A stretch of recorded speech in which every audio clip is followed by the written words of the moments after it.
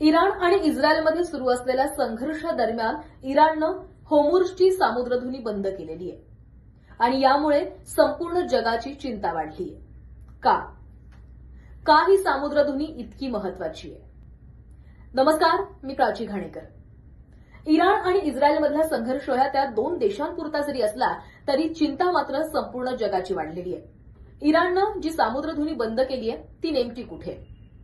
तर इराणच्या आखातामध्ये शिरण्याचा एक मुख्य मार्ग म्हणून या सामुद्रधुनीकडे पाहिलं जातं.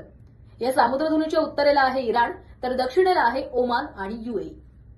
मिडल ईस्टमधील जे काही मुख्य तेल उत्पादक असतील किंवा त्यांचे काही ग्राहक असतील, हे सगळेच जण याच जलमार्गाचा वापर करतात.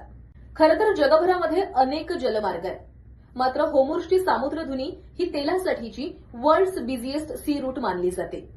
सौदी, UAE, कुवेत हे देखील याच जलमार्गानं तेलाची वाहतूक करतात. अगदी LNGचा सर्वात मोठा उत्पादक असणारा कतारही याच मार्गानं गॅसची निर्यात करतो. भारत, चीन, जपान, कोरियापर्यंत जे क्रूड ऑइल पोहोचतं ते देखील याच मार्गानं त्यांच्यापर्यंत पोहोचतं. त्यामुळे ही सामुद्रधुनी नेमकी किती महत्वाची आहे ते कळलेलं आहे, कारण मोठ्या प्रमाणामध्ये जी काही तेल वाहतूक केली जाते ती याच मार्गाने केली जाते. मग आता जर होर्मुझची सामुद्रधुनी बंद केलेली असेल तर मग तेलाची वाहतूक करण्यासाठी वेगळ्या जलमार्गाचा पर्याय आहे का?